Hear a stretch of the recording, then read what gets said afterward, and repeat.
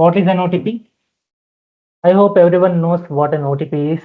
It stands for one-time password. It's one of the ways to confirm if a person is the right person or not.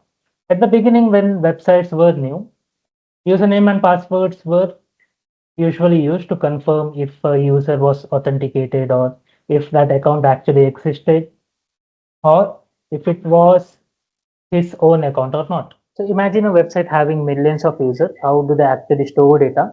We create a file for each and every user. It can be named by the account number or any kind of number, or it can also be done by the username or something. So what happens is when you log in, the website directly refers to that file name and fetches all the information to show in your current browser.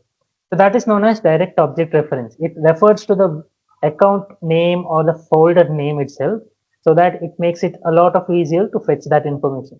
And it will be having three parts. Okay, as I said, header, payload, and signature.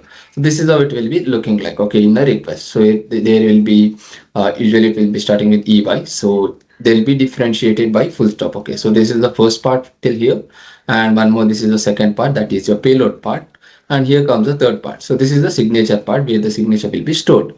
Okay. So usually these headers you might find in a URL, or it might be in a request where there will be certain written as authentication token, it might be, or directly inside the cookies also you might find this particular token over there, which is a request to the main domain of the web application. So what we're doing is just reload it and we'll just send it to the repeater.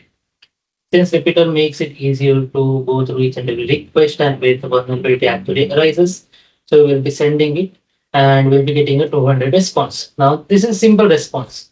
So there are a few steps which you'll have to take while performing HTTP request smuggling as path traversal and LFI. You capture a request, you give or change the request and give a payload. But here, instead of internal file, you are giving a external location or remote location, you can see. If you are able to host a certain website, you can give its own link. So what the request will be seen as, the website will be requesting a file which is hosted on a remote location. But in our case, the website was running, so we can't take over this particular account or the subdomain that we are testing on.